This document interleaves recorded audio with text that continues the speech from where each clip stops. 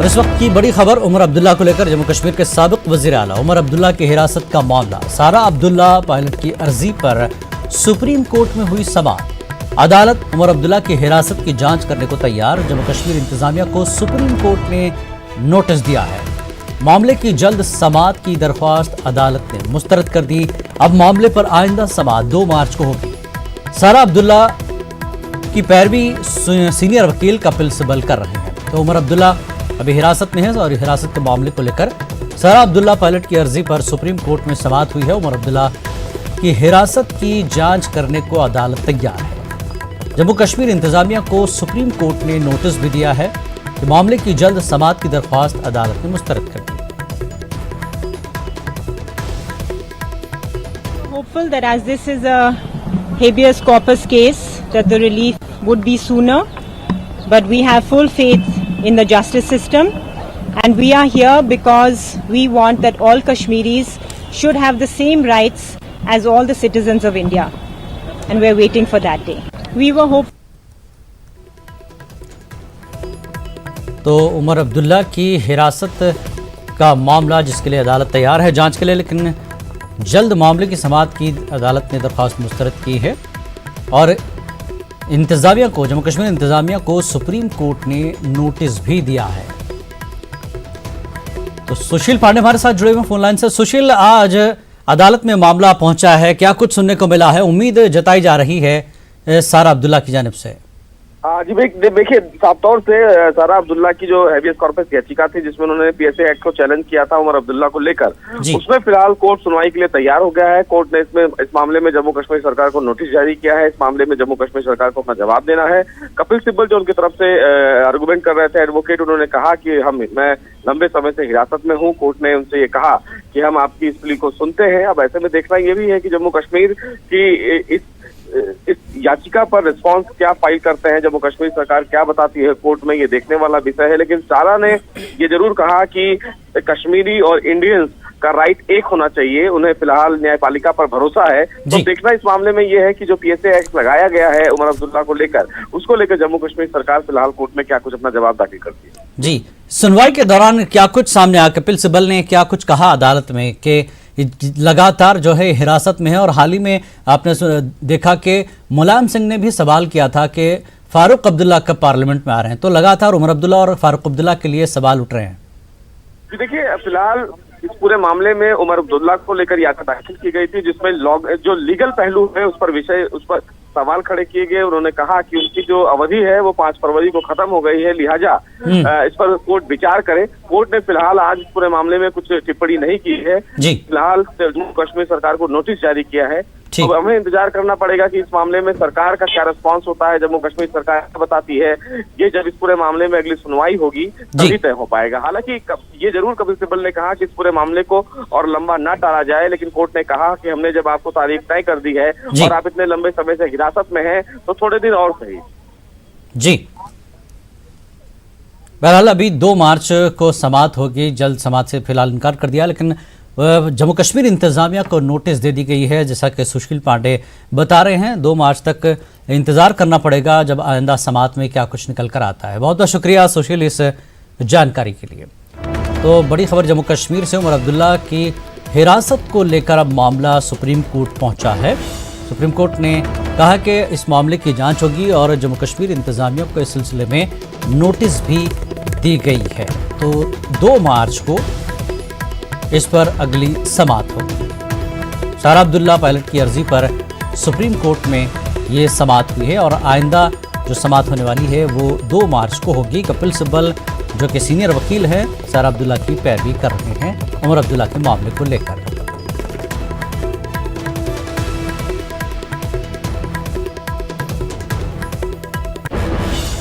आज पुलवामा हमले की पहली बरसी है। गुज़श्ता साल आज ही के दिन जम्मू कश्मीर के पुलवामा में सीआरपीएफ के काफिले पर दहशतगर्दाना हमला हुआ था, जिसके नतीजे में हमारे 40 जांबाज जवान शहीद हो गए थे। शहीदों की तस्वीरें सीने से लगाए लोग अपनों को याद कर रहे हैं। मुल्क भर में पुलवामा के शहीदों को खराज अकीदत पेश किया जा रहा है। आज पुलवामा हमले की पहली बरसी है। गुज़िश्ता साल आज ही के दिन जम्मू कश्मीर के पुलवामा में सीआरपीएफ के काफिले पर दहशतगर्दाना हमला हुआ था, जिसके नतीजे में हमारे 40 जाबाज जवान शहीद हो गए थे। शहीदों की तस्वीरें सीने से लगाए लोग अपनों को याद कर रहे हैं।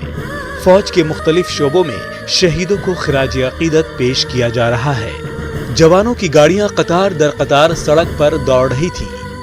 मुल्क के तई जानिसारी के जज्बे से शर्मसार जवानों ने कभी सोचा भी नहीं था कि मुल्क के दुश्मन उनके ताक में है और बुज़दिलाना तरीके से जवानों पर पीछे से वार करने वाले हैं। अचानक खुदकुश बमबार ने कार बम से श्रीनगर जम्मू हाईवे पर हमला किया।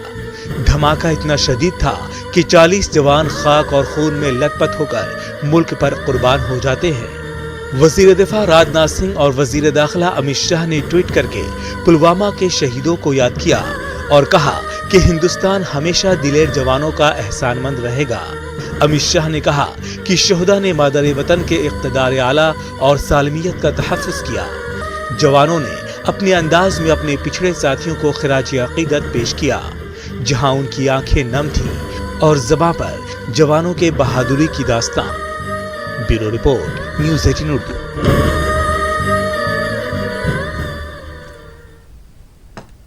आज शहीदों को याद किया जा रहा है। मजीद जानकारी दे रहे हैं ग्राउंड जीरो रिपोर्ट हमारे नुमाइंदे शब्बीर।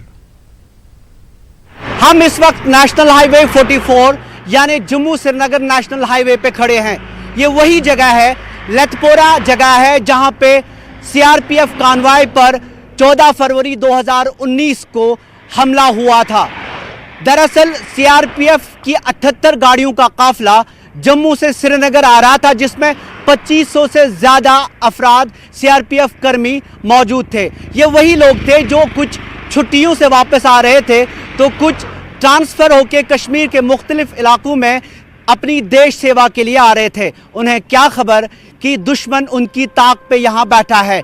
ठीक इसी जगह पे आदिल डार नामी खुदकुश बमबार ने बारूद से लदी गाड़ी सीआरपीएफ कानवाय से टकराई और उसके बाद यहाँ कयामत का मंजर था।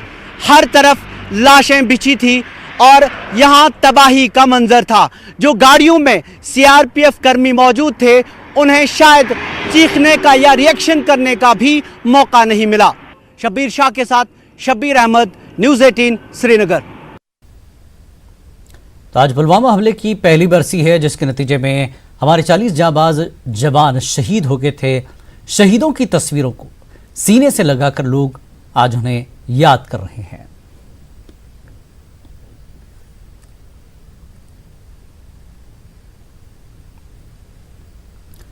महाराष्ट्र से ताल्लुक रखने वाले उमेश गोपीनाथ जाधव ने पुलवामा में शहीद जवानों को खराज अक़ीदत पेश किया। उमेश ने 61,000 किलोमीटर का सफर तय करके पुलवामा के 40 शहीद जवानों के अहल खाना से मुलाकात की है और उनके घरों की मिट्टी जमा की है। उमेश का कहना है कि लोगों को शहीदों की कुर्बानियों को याद रखना चाहिए। पुलवामा के शहीदों को श्रद्धांजलि देने का तरीका अलग अलग है, लोग मुख्तलिफ तरीकों से दे रहे हैं। हमारे साथ इस वक्त एक ऐसे शख्स हैं, एक आम शख्स हैं वो, लेकिन उन्होंने श्रद्धांजलि देने का एक अनोखा तरीका निकाला है। उमेश जी हमारे साथ मौजूद हैं। उमेश जी, हमें ये बताइए, आप एक आम इंसान हैं, तो आपने क्या किया है, किस तरह अपनी श्रद्धांजलि दी है? मैं 2019 9 अप्रैल को ग्रुप सेंटर बैंगलोर से निकला हूँ, जहाँ पे डीआईजी श्री सानंद कमल सर, उन्होंने मुझे फ्लैग ऑफ किया, जो वेलर्स डे होता है सीआरपीएफ का।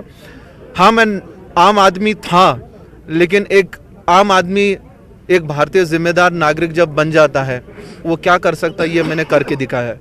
अब तक मैं 61,000 किलोमीटर चल चुका हूँ, 32 स्टेट कवर कर चुका हूँ, 40 पुलवामा शहीद प्लस और भी 40 मैंने ITBP, BSF, arm forces, Kargil, martyr, सबके फैमिली के घर से मैंने मिट्टी ली है।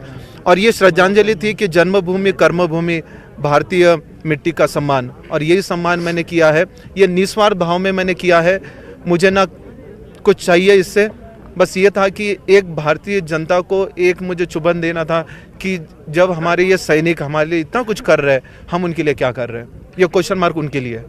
आप उनके घर गए जो पुलवामा के शहीद हैं, आपने कहा कि आप 40 घरों में गए, Right. आप वहाँ पे रहे, तो जो उनकी फैमिली के साथ आपकी इंटरेक्शन क्या थी? एक तो ये है कि काफ़ी दुख है, वो माताजी ने बेटे को खोया है, वो इन बच्चों ने पिताजी को खोया है, लेकिन ये था कि एक जज्बा था कि हम उनके साथ में खड़े हैं, हम उनके लिए कुछ करना ज़रूरी है और उनका दुख जो बांटना ज़रूरी था। और उनको काफ़ी गर्व था कि उनका बेटा, उनके पिताजी, उनके परिवार वाले तिरंगे में लिपट के आए। इसके ऊपर और शहादत का रिस्पेक्ट कुछ नहीं हो सकता। आपकी मैसेज क्या रहेगी जनता के लिए और नेताओं के लिए भी? जनता के लिए ये मैसेज रहेगा कि हमें कुछ करना ज़रूरी है। ये नया भारत है, श्रेष्ठ भारत है और आज टाइम आ गया है कि ये जवानों का हर दिन हमें सम्मान करना चाहिए, उनका रिस्पेक्ट करना चाहिए और वेट मत करो कि कोई इंसिडेंट हो और उसके बाद में हम उनके लिए कुछ करें, और तो करना ज़रूरी है। ये थे उमेश जी जो महाराष्ट्र से यहाँ आए थे अपने तरीके से श्रद्धांजलि देने के, और इनका कहना यह है कि इन जवानों का सम्मान करो तब भी जब ये जिंदा है, इसका इंतज़ार ना करो कि ये शहीद हो जाएं और फिर उनकी मैयतों पे हम फूल मालाएं डालें। शबीर शाह के साथ शबीर अहमद, न्यूज़ 18 उर्दू, लतपुरा, श्रीनगर। शाहनवाज हुसैन ने राहुल गांधी के ट्वीट पर निशाना साधा है। वाज़ेह है कि राहुल गांधी ने पुलवामा हमले पर सवाल खड़े किए थे। अभी हमारे साथ हैं बीजेपी के वरिष्ठ नेता, राष्ट्रीय प्रवक्ता सैयद शाहनवाज हुसैन। सर, आज पुलवामा हमले की बरसी है, लेकिन इस बरसी में जिस तरह से राहुल गांधी ने बयान दिया है, इसको आप कैसे देखते हैं? ये दुर्भाग्यपूर्ण है। ये ऐसा बयान है जिसकी जितनी भी निंदा की जाए कम है। आज पुलवामा हमले की बरसी है। माँ भारती ने 40 जवान इस देश के खोए थे। सीआरपीएफ के जवान का कोई कसूर नहीं था।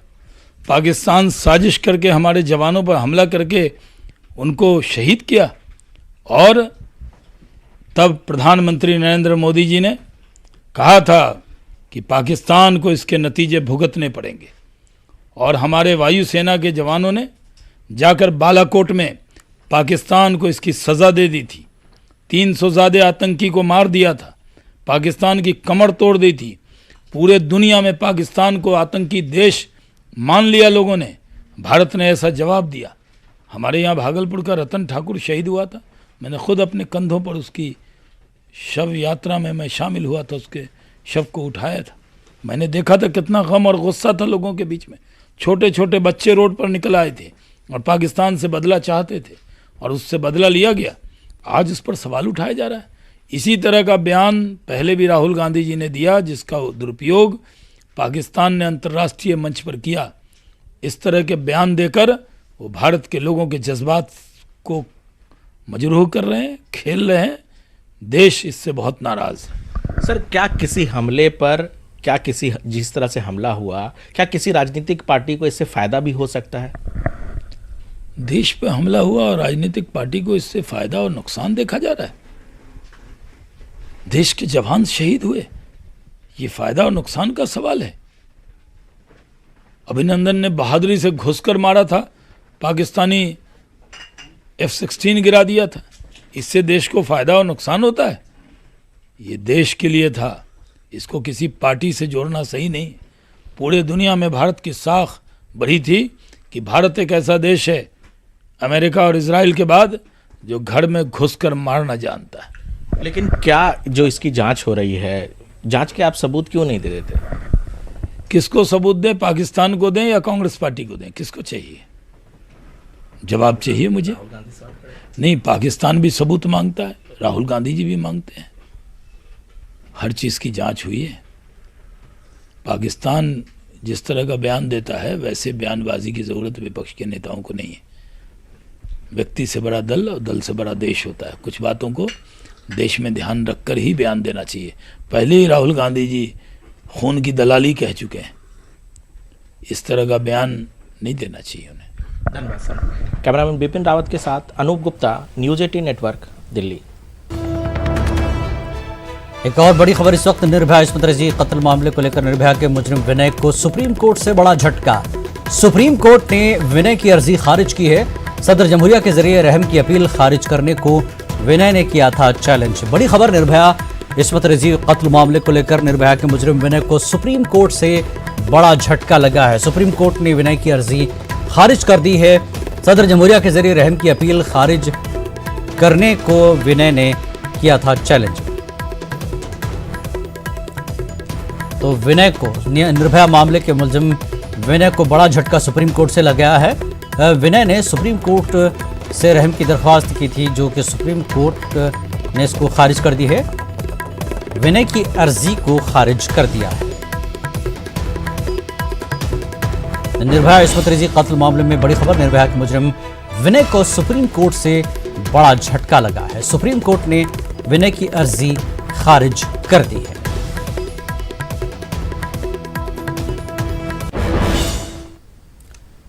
आगे बढ़ेंगे। अपने साथियों की शहादत का दर्द सीआरपीएफ के जवान अपने आंसुओं, जज्बात और दर्द से देते हैं। उनके जज्बात देखने के लायक है। पूरा मुल्क जवानों के साथ है।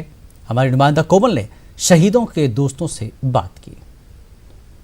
हुए दर्दनाक हादसे को शायद ही कोई शख्स आज तक भूल पाया होगा। इसमें कोई दो राय नहीं कि उनके परिवार वाले भी नहीं भूल पाए होंगे। लेकिन साल के 365 दिनों में जिनके साथ उनके साथियों ने ज्यादा समय बिताया होगा, गाया होगा, मुस्कुराया होगा, खाया होगा, चंद बातें शेयर की होंगी, वो चंद मिनटों और घंटों में उनसे जुदा हो गए। 365 दिनों के बाद एक साल भी हुआ और पहली बरसी भी आ गई। आज हम 76वीं बटालियन जम्मू में पहुंचे हैं और जो 76वीं बटालियन की जो बस थी, जो उस दर्दनाक हादसे में जिस बस के चिथड़े हो गए और उन जवानों को आइडेंटिफाई करना भी मुश्किल हो गया, इतनी दर्दनाक 39 जवानों की मौत हुई थी। आज 76वीं बटालियन के ये जवान, उनको भावपूर्ण श्रद्धांजलि देने के लिए तो यहां बेशक बैठे हैं, लेकिन हर उस पल को याद करते हैं। हर वो जवान, उनका साथी उस बात को याद करता है जो बीती रात, जब अगले ही दिन उनको यहां से निकलना था और जब वो बस में बैठे ही थे तो कईयों की कुछ बातें, किसी की वर्दी धोबी के पास रह गई थी, किसी की बिटिया की शादी थी, किसी के घर में बेटे ने जन्म लिया था। हम उन्हीं साथी जवानों से बात करेंगे। चूंकि बस के चिट्ठे उस दिन हुए थे, 40 जवान शहीद हुए थे। 14 फरवरी 2019 को यह हादसा हुआ था, ये तो पूरा देश जानता है। लेकिन ये कोई नहीं जानता कि उस आखिरी रात में उन शहीद जवानों ने अपने मित्रों, अपने जवान साथियों के साथ किस तरह की बात की थी। सबसे पहले हम धनवंत सिंह, जो कि मोगा के रहने वाले हैं, उनसे बात करेंगे कि मोगा के ही उनके साथी रहने वाले, जिनकी उनकी ही बिटिया की शादी थी, लेकिन उनकी बिटिया की शादी को अपनी बिटिया की शादी समझ उन्होंने कहा कि तुम धनवंत सिंह अपने घर चले जाओ, तुम्हारी जगह ये बस लेकर कश्मीर मैं जाऊंगा। तो हमारे साथ धनवंत सिंह जी यहाँ पर मौजूद हैं, उनसे बात करेंगे। धनवंत सिंह जी, आपकी बिटिया की शादी थी, आपकी बेटे की शादी थी, तो कैसे उन्होंने कहा कि आप वो जाएंगे साथ? हवलदार चालक जयमल सिंह खाना बीच में छोड़ के और एमटीओ साहब के पास गए और हुक्म हासिल लेके वापस आए और उन्होंने बताया कि धनवंत सिंह, आपको नॉमिनेट किया गया है श्रीनगर गाड़ी में जाने के लिए। तभी मगर आपके घर में शादी थी तो उन्होंने कहा मैं जाता हूं। तभी उन्होंने बोला कि आपके बेटे की शादी है, आप वापस आ नहीं पाओगे, क्योंकि कश्मीर के स्लाइडिंग पॉइंट जिसमें बर्फबारी बन जाती, रोड बंद हो जाते हैं, तो मैं अपनी वॉलंटियर होकर ड्यूटी में चले जाता हूं। तो वो ड्यूटी में चले गए। तो मेरी लास्ट फोन पे बात उनसे हुआ। वो रामसू बनिहाल पार करने के बाद कानवाई रुकी थी, जिसमें उन्होंने बताया कि हम 1 घंटे में काजीकुंड में पहुंच जाएंगे। उसके बाद में मेरी उनसे बात नहीं हुआ।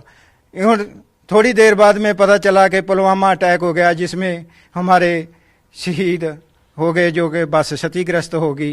अमित इस समय हमारे साथ मौजूद है। अमित बेहद ही भावुक पहले से ही हो चुके हैं और उनसे ही हम बात करेंगे। अमित, क्या वो मंजर इतना भयानक हो गया था जिस समय वो पता चला कि इस तरह का हादसा हुआ है? और ऐसा जवानों के साथ साथ पूरे देश में जितने भी सीआरपीएफ के जवान हैं, ऑफिसर्स हैं, कोई भी ऐसा जवान या कोई ऑफिसर नहीं होगा जिसकी आंख से आंसू नहीं गिरा होगा। आप भी बेहद भावुक हो चुके हैं, क्या कहना चाहते हैं आप? जी मैम, जैसा कि आपने हमारे कमांडेंट महोदय जी से पूछा कि वो तिलक राज जो थे, बहुत बढ़िया हिमाचल प्रदेश के सिंगर थे और मैं यूपी का। हम दोनों की क्लोजता कब हुई? सिंगिंग लाइन से हुई। हम दोनों बहुत क्लोज थे। हमारी ये रणनीति थी, तुम हमारे सॉन्ग में काम करना, हम तुम्हारे सॉन्ग में काम करेंगे। और 2-3 दिन पहले ही हमसे बात हुई थी कि हम यहाँ प्रोग्राम होगा तो दोनों साथ में डांस करेंगे, और वो यहाँ से गए और वापस नहीं आए। इस बात को सोच सोच के मैं हमेशा दुख व्यक्त करता हूँ उनके यादों में, और उनके यादों को ताज़ा रखने के लिए, और उनके जो सिंगिंग करते थे उस पे मैंने एक सॉन्ग बनाई है उनके लिए, जो मैं आप लोगों के सामने गाना चाहता हूँ। जैसे हो गए सपने छोड़ गए अपने, पुलवामा की सच्ची कहानी है, मुझे पल पल याद सताती है, मेरे आँखों में आज भी पानी है, मुझे पल पल याद सताती है, मेरे आँखों में आज भी पानी है, पल पल लम्हे याद आते हमें, ऐ खुदा जुदा करके दिए हैं गमे, ऐ खुदा जुदा करके दिए हैं गमे, आँखों के तारे माँ के दुलारे बहा दिए खून कुर्बानी है, मुझे पल पल याद सताती है, मेरे आँखों में आज भी पानी है, मुझे पल पल याद सताती है, मेरे आँखों में आज भी पानी है। हम कैसे भुला सकते हैं मैडम, इसलिए कहा जाता है कि फूल को भूल सकते हैं, फूल को भूल सकते हैं पर उसके खुशबू को नहीं, हम पूरी दुनिया को भूल जाएंगे बस पुलवामा के शहीदों को नहीं। जय भारत। बेहद भावुक जितने जवानों को यहाँ बैठे आप देख रहे हैं, जो आज पहली बरसी पर उनको भावपूर्ण श्रद्धांजलि देने के लिए यहाँ पर मौजूद हैं। ऐसी कोई आंख नहीं है जिससे आंसू नहीं निकल रहा है, ऐसा कोई मन, ऐसा कोई दिल नहीं होगा जो आज धड़क नहीं रहा होगा। बार बार उनकी तस्वीरें सामने आती होंगी, बार बार वो क्षतिग्रस्त बस की तस्वीरें सामने आती होंगी। इसमें कोई दो राय नहीं है कि हर कोई उस दिन रोया था। इसमें कोई दो राय नहीं है कि जब जब देश का जवान शहीद होता है, जब जब कोई जवान अपनी ड्यूटी पर जाता है, जब ये सोचकर भी कोई जवान भर्ती होता है, तो वो कभी नहीं सोचता कि वो तिरंगे में लिपट कर घर जाएगा। उसके परिवार वालों ने ये नहीं सोचा होता कि वो तिरंगे में लिपट कर घर आएगा। कोई अपनी ड्यूटी कर खुशी से भांगड़े डांस कर रिटायरमेंट लेकर घर जाते हैं। किसी के शरीर में कोई प्रॉब्लम, कोई एक्सीडेंटल की वजह से कुछ हो जाता है तो उनको कुछ देर के लिए घर भेज दिया जाता है। किन्हीं कारणों की वजह से, अलग अलग कारणों की वजह से हर जवान अपने घर जाता है, लेकिन शहीद होकर तिरंगे में लिपटकर जब कोई देश का जवान घर जाता है तो उनके परिवार वालों के ऊपर क्या बीतती है ये वो तो बेहतर जानते हैं। लेकिन आज इन जवानों की हर आंख से निकले हुए आंसू ने भी ये बयान किया। जिन जवानों ने हमसे बात नहीं की, उनकी भी बातें, उनके भी दिल रो रो के बोल रहा था, कि बता रहा था कि वो उनके दिल में क्या है उन जवानों के लिए। 365 दिनों के बाद आज पहली बरसी भी आ गई और ऐसे मानो जैसे कल ही की बात हो। इन जवानों ने आज पहली बरसी पर 76वीं बटालियन ने जब उनको भावपूर्ण श्रद्धांजलि दी तो उनकी श्रद्धांजलि के साथ न्यूज़ 18 की पूरी टीम की तरफ से भी उनको श्रद्धांजलि भावपूर्ण भेंट की गई। जय हिंद, जय भारत। और इसी के साथ इस बुलेटिन में फिलहाल इतना ही। आदाब।